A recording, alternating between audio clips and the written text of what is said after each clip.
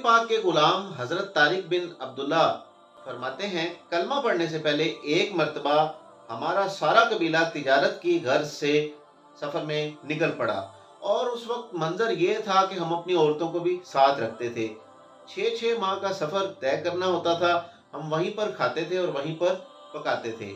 एक मर्तबा जब हम ऊंट और घोड़े बेचने के लिए निकले तो हमने सहरा में मदीने से बाहर पड़ाव किया, अपने खेमे लगाए, और इत्तफाकन नबी पाक सल्लल्लाहु अलैहि वसल्लम अकेले सहरा में सैर करते हुए वहां पर आ पहुंचे। जब वो वहां से गुजर रहे थे तो हमारे खेमे के पास आकर रुके।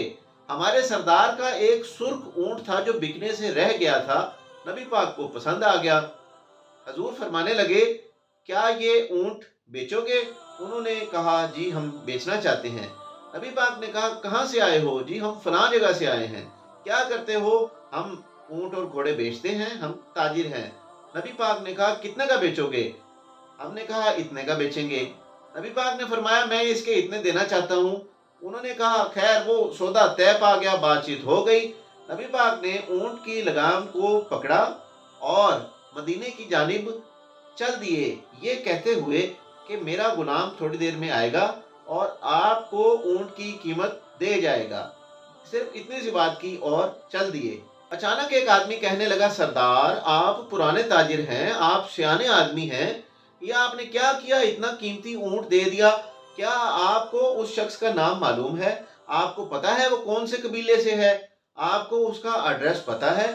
सरदार और सारे हैरान रह गए और वो कहने लगे, वाकई यार बात तो ठीक है, ऐसा सौदा तो कभी भी नहीं हुआ जैसा सौदा आज हम कर बैठे हैं, ये क्या हो गया? सरदार कहने लगा, उनकी बातों में लज्जत ही इतनी थी, उनकी गुफ्तार और रफ्तार इतनी बावकार थी कि मजा ही आ गया। वाकई यार होश ही नहीं रहा। सरदार ने कहा, जाओ वो जा रहे हैं सामने, दौड़ के जाओ, दौड़ के फौरन उनको रोको और उनको कहो, भाई नाराज मत होना, ये एक जायज बात है, तुम अपने पैसे ले आओ और फिर ऊंट आकर ले जाओ, जाओ जल्दी दौड़ के जाओ, रोको वो सामने जा रहे हैं। सरदार की बीवी खेमे में से ये सारा पर्दे में से मंजर देख रही थी। अचानक उसने उस शख्स को बुलाया और कहा, खबरदार उनके पीछे मत जाना, अगर उन्होंने पैसे ना भिजवाए तो पैसे मैं दे दूंगी। सरदार हैरान परेशान हो गया, वो कहता, क्या तुम उस शख्स को जानती हो? सरदार की बीवी कहने लगी, नहीं मैंने उन्हें पहली दफा देखा है। तो सरदार ने कहा, फिर उस शख्स की गारंटी कैसे दे रही हो? सरदार की बीवी कहने लगी, क्या तुम लोगों ने उनका चेहरा नहीं देखा? तुम लोग अपना सौदा तय कर रहे थे और मैं उनके चेहरे की जानिब देख रही थी। पीर मेहर अली शाह से किसी ने कहा, हजूर का हुलिया मुबारक बयान करें। हजूर के कान मुबारक कैसे थे, आंखें कैसी थीं, नाक मुबारक कैसा था? तो पीर मेहर अली शाह कहने लगे कि कोई मिसल ही नहीं है हजूर की, मुझसे बयान नहीं होता हजूर का हुलिया, कोई मिसल नहीं ढोलक दी, तू चुप कर मेहर एथे जा नहीं बोलन दी। और मिसल हो भी कैसे, जब हजूर जैसा पैदा ही कोई नहीं हुआ तो फिर मिसाल कैसे सामने आ सकती? सरदार की बीवी कहने लगी, मैं पर्दे के पीछे से देख रही थी, उनके चेहरे का वकार, उनकी आंखों की रोशनी, उनकी बातों का अंदाज, उनके लफ्जों का हुस्न। तुम 50 बातें करते थे, वो एक जवाब देते थे, वो गिनी चुनी बातें कर गए। उनकी सादगी और वकार नहीं देखा तुमने? जाने दो उनको, खबरदार मत रोकना, मैं दूंगी पैसे। हजूर चले गए और थोड़ी देर बाद एक काले रंग का गुलाम वहां पर भिजवा दिया। गुलाम के आने का अंदाज बहुत निराला और अजीब था। वो झूमते हुए आ रहा था और अल्लाह समद का जिक्र करता हुआ आ रहा था।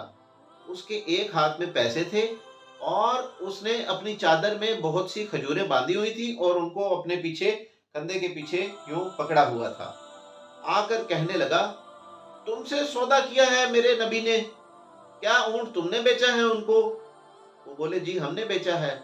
ये लो अपने पैसे, और चादर को खोल के कहा, ये लो खाओ खजूरें, ये हुजूर ने तोहफतन तुम्हारे लिए भेजी हैं।